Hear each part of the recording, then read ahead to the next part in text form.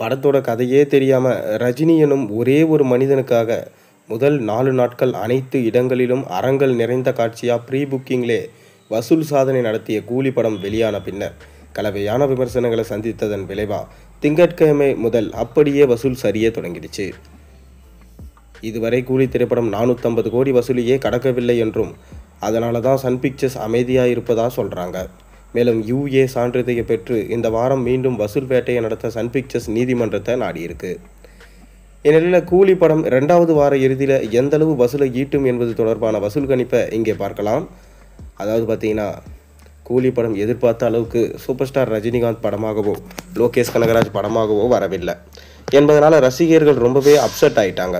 கூலி படத்தோட வசூல் வார நாட்களில் சுத்தமாக படுத்த படுக்கையாக உள்ள நிலையில் இன்று வெள்ளிக்கிழமை முதல் இந்த வார இறுதி நாட்களான சனி மற்றும் ஞாயிற்றுக்கிழமை புக்கிங் எல்லாம் ஹவுஸ்ஃபுல்லாக ஆகிவிட்டதா என பார்த்தா புக் மை ஷோவில் வெறும் பச்சை நிறமாகவே காட்சியளிக்குது.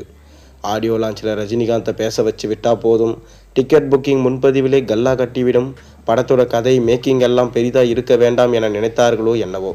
தொடர்ந்து லோகேஷ் கனகராஜ் படங்கள் மற்றும் முன்னணி நடிகர்கள் படங்கள் எல்லாம் ரசிகர்களை கவராமல் ப்ரீ புக்கிங்கில் பிடுங்கின மட்டும் லாபம் என்கின்ற கணக்காக படங்களை உருவாக்கி ரசிகர்களை ஏமாற்றி கல்லா கட்டிட்டு வராங்க. மேலும் கடந்த வாரம் எல்லாம் வியாழக்கிழமை முதல் ஞாயிற்றுக்கிழமை வரை டிக்கெட் புக்கிங்குக்காக அடித்து கொண்டு Book My Show, District app, PVR app என அனைத்தையுமே க்ரஷ் செய்த ரசிகர்கள் இப்போ அந்த பக்கம் போகாமல் உள்ள நிலையில் இந்த வார வீக்கெண்ட் புக்கிங் எல்லாமே பச்சை நிறமாகவே பல தியேட்டரில் காட்சியளிக்குது. PVR உள்ளிட்ட மல்டிப்ளெக்ஸ் தியேட்டரில் மட்டும் சில காட்சிகள் ஆரஞ்சு நிறத்தில் காட்சியளிக்குது. ஜெயிலர், லியோ படங்களை எல்லாம் கூலி பீட் செய்யுமா என்பதை விட தற்போது இருக்கும் சூழலில் 500 கோடி வசூலித்தாவது இந்த வார இறுதி வசூலோட கூலி அள்ளுமா என்கின்ற கேள்வி தான் இப்போ எழுந்திருக்கு. மேலும் ஏகப்பட்ட ரசிகர்களுக்கு லோகேஷ் கனகராஜால் கண்டிப்பாக ஏமாற்றம் என்று தான் சொல்ல வேண்டும். ரஜினி தன்னுடைய நடிப்பை சிறப்பாக கொடுத்திருந்தாலும் லோகேஷ் கனகராஜோடைய மேக்கிங்கும் சரியில்லை, படத்தில் கதையே எழுதலை. இதுதான் மிக பெரும் மைனஸ் பாயிண்ட்டாக இருக்குது. ஒரு ஓவர் ஹைப்பை கடைசியில் கொண்டு போய் இந்த அளவுக்கு முடிப்பது தவறு என்று லோகேஷ் கனகராஜுக்கு அட்வைஸ் சொல்ல ஆரம்பிச்சிட்டாங்க.